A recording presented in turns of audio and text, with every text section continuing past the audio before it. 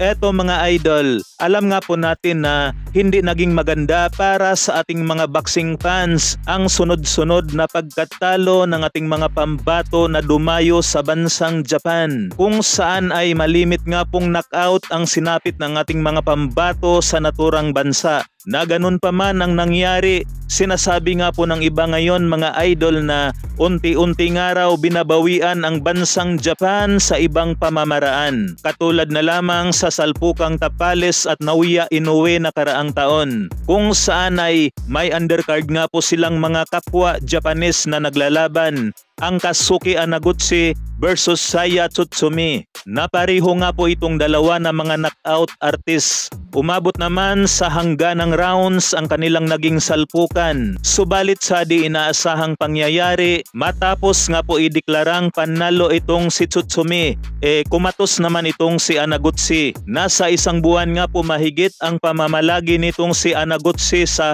hospital ng Japan. Ay tuluyan na nga po itong namaalam sa mundong ibabaw sa edad lamang na 23. Na ngayong araw naman mga idol, March 18, 2024, na maalam naman sa mundong ibabaw ang isa sa mga knockout artist ng Japan na si Kanamo Sakama sa edad lamang na 23. Huli nga pong nakalaban nitong si Sakama ang ating pambato na si John Paul Gabonillas. Naipanalo naman ni Sakama ang kanilang laban ni Gabonillas sa pamamagitan ng controversial TKO. Bigla kasing in-stop ng referee ang laban mga idol na sumusuntok pa ang ating pambato na si Gabonillas. Na maliwanag nga po ngayon mga idol na halos sa loob lamang ng 3 buwan para sa taong 2024 ay dalawa kaagad ang magagaling na Japanese fighter ang namaalam sa mundong ibabaw. Samantala mga idol, Cuadro Alas, it's my boy, pinakitaan nga po tayo ng kanyang bagong ensayo, sabay tirada na easy work,